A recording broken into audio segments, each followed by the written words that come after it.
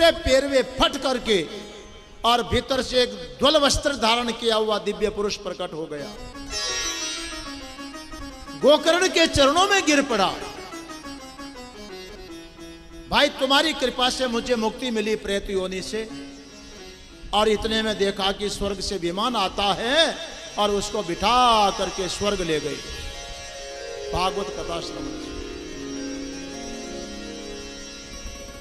और जो श्रोता लोग थे गोकर्ण महाराज को पूछा कि तुम्हारा जो पाठ था, कथा थी, वो तो हमने भी सुनी है, तुमने भाई के लिए तो विमान बुलवा लिया, हवाई जहाज बुला ली, अरे कम से कम हमारे लिए साइकिल भी बुला लेते तो हम समझते कि कथा का लाभ हुआ।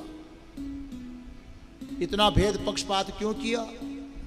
तब गोकर्ण महाराज बोले, श्रवण विभेदेना, सुनने का भेद है।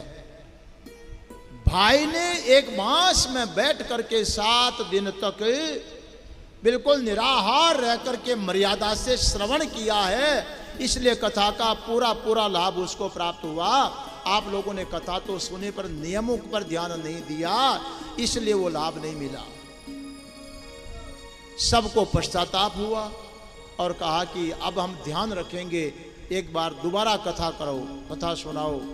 श्रावण का महीना आया, फिर कथा करो किया, तब सबको स्वर्ग गति प्राप्त होती है। सज्जनों माताओं, कहने का मतलब यह है कि भागवत कथा श्रवण करने के साथ साथ नियमों का पालन करते हुए अगर 7 दिन कोई सुन ले तो सुनने मात्र से जीव का कल्याण हो जाता है। अब आप देखिए, इस जीवन में भक्ति ज्ञान वैराग्य को जगाने का साधन है तो भागवत है, परलोक को सुधारने का साधन है तो भागवत है, संसार के जन्म मरण से छुड़ाने वाला कोई साधन है तो भागवत है। ये प्रेत योनि का अर्थ यह मत समझना कि वही प्रेत था। ईमानदारी की बात बता दूं, प्रेत शब्द का अर्थ होता है प्रयाण करने वाला, गति करने वाला। यहां कौन ऐसा बैठा है जिसका कभी न कभी प्रयाण नहीं होगा? बोलो, कौन बैठा है? 100 वर्ष पूरे होते तो क्या कहते हैं? प्रयाण हो गया। जो प्रयाण करता वो प्रेत होता है, प्रयाण करने वाले को प्रेत बोलते हैं। मनुष्य जीवन में चूक गए सज्जनों माताओं तो इसके बाद पता नहीं हम हाथी के पेट में जाएंगे कि भेड़ के पेट में जाएंगे, देवता के पेट में जाएंगे कि मनुष्य के पेट में जाएंगे, पता नहीं कहां किस रूप में जाकर के जन्म धारण करना पड़ेगा। ये प्रेत गति प्राप्त न हो, संसार का आवागमन समाप्त हो जाए, जीव को मुक्ति मिल जाए, उसके लिए श्रीमद् भागवत कथा हर इंसान को श्रवण करना ही चाहिए, हर इंसान को श्रवण करना चाहिए। ये महात्म्य की जो पवित्र कथा है, नियम संयम के साथ में कल जैसा मैंने आपको बताया, आप पालन करते हुए श्रवण करेंगे, निश्चित रूप से उसका फल प्राप्त होगा। ये महात्म्य का प्रसंग पद्म पुराण के अंदर लिखा गया है, जो यहाँ पर सुनाया जाता है। मूल भागवत कथा जिसकी महिमा सुन रहे थे वो कथा अब आरंभ होगी, पर आज मेरी घड़ी मना कर चुकी है। मगर चूंकि कथा को 7 दिन में पढ़ने और श्रवण करने का नियम है,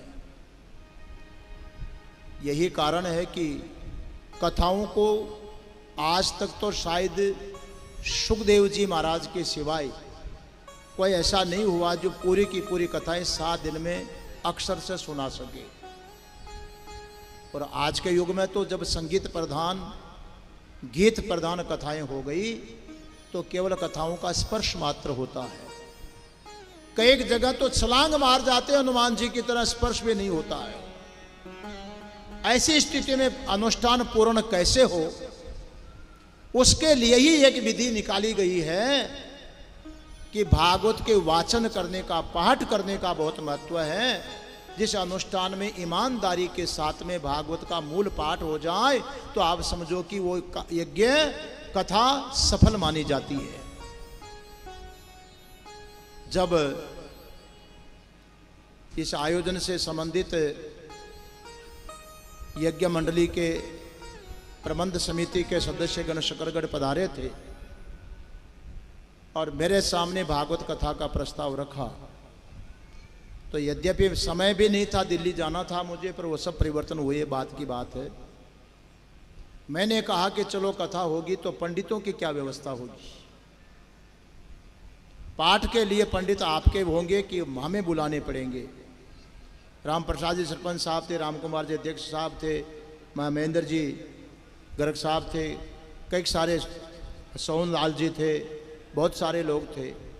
तो मैंने उस समय इनको समझाया कि देखो, अगर आप अनुष्ठान को ठीक से सफल करवाना चाहते हैं तो भागवत का मूल पाठ ईमानदारी के साथ करने वाला विद्वान चाहिए, और दूसरी बात उसमें अभ्यास वाला विद्वान चाहिए। आज अगर भागवत का मूल पाठ करने के लिए मुझे कहो कि आप मूल पाठ करिए, बड़ा कठिन होगा मेरे लिए, और जितना समय उसमें मैं कर पाऊंगा संभव ही नहीं है, क्योंकि अभ्यास नहीं। रोज पाठ करने वाले अभ्यासी चाहिए, शुद्ध उच्चारण करने वाले चाहिए। तब फिर विचार किया गया कि इतना बड़ा अनुष्ठान हो रहा है तो क्यों नहीं ऐसे योग्य विद्वानों का आह्वान किया जाए, उन्हें आमंत्रित किया जाए, और वृंदावन से बड़े भागवत के मर्मज्ञ विद्वान मूल पाठ करने के लिए बुलाने का एक प्रस्ताव हुआ, और उस प्रस्ताव को आप लोगों ने स्वीकार किया। उसका परिणाम है कि आज मंच के ऊपर जो विद्वान देख रहे हो, ये वृंदावन से पधारे हुए भागवत के प्रकांड विद्वान और अभ्यासी विद्वान है। ये तो आयोजन आमने सामने टकरावे नहीं, क्योंकि यज्ञ भी चल रहा, उधर भी माइक लगेंगे। नहीं तो हमारा विचार था कि माइक के ऊपर पाठ करके सुनाते हैं भागवत का। जैसे अपने सुंदरकांड पाठ करते हैं, 24 घंटे का मानस का, रामचरितमानस का पाठ बिठाते हैं, माइक पर गाते हैं। ये विद्वान भागवत के श्लोकों को माइक पर बोल करके सुनाते हैं और एक मात्रा की भी अशुद्धि नहीं होने देते। मैंने सुना, बहुत पुराना संबंध है, करीब आज से 18-20 साल पहले का। पहली बार केकड़ी में ही आपका हमारा समागम हुआ था। जिन महापुरुषों ने इन विद्वानों को भेजा, मुकेश शास्त्री जी, हम तो आचार्य जी बोलते हैं, इनकी पूरी मंडली है, दीक्षित जी, सब बड़े बड़े विद्वान हैं ये। उस समय स्वामी जी ने, शिव स्वरूप जी महाराज ने कहा था, मैं जिन विद्वानों को भेज रहा हूं, यदि एक भी अशुद्धि कर दे में पाठ करने में, एक शब्द की भी, तो आप दक्षिणा की बात तो छोड़ो, किराया भी मत देना, ब्राह्मण को वापस कर देना। इतने दावे के साथ में उन्होंने भेजा है। आज गर्व है हमें, ऐसे प्रकांड अभ्यासी महापुरुषों ब्राह्मणों के द्वारा इस भागवत का पारायण चल रहा है, और इस भागवत की कथा का पूरा पूरा पुण्य लाभ इसलिए प्यारे श्रोतागण और पूरे क्षेत्र के लोगों को मिलने वाला है। ये हमारा अहोभाग्य, हमारा सौभाग्य है। आइए भागवत जी के मंगलाचरण के एक श्लोक का पाठ करके और फिर आपको भजन सुनाएंगे, आरती होगी। समय बहुत हो रहा है, 2 बजे तक ठीक आरती हो जानी चाहिए। मैं केवल चूँकि 7 दिन की प्रक्रिया पूर्ण हो, उसके लिए मंगलाचरण का पाठ करके और माइक फिर संगीत मंडली को सौंपूंगा। आरती के आचार्यों ने तैयारी कर ली है, फिर आरती होगी। कम से कम 2 भजन तो आप सुनेंगे ना। हे महाराज, 2 क्या भजन ही भजन सुनाओ, हम तो रोटी भी छोड़ देंगे। पर भूखे भजन ना हो गोपाला, भूखे से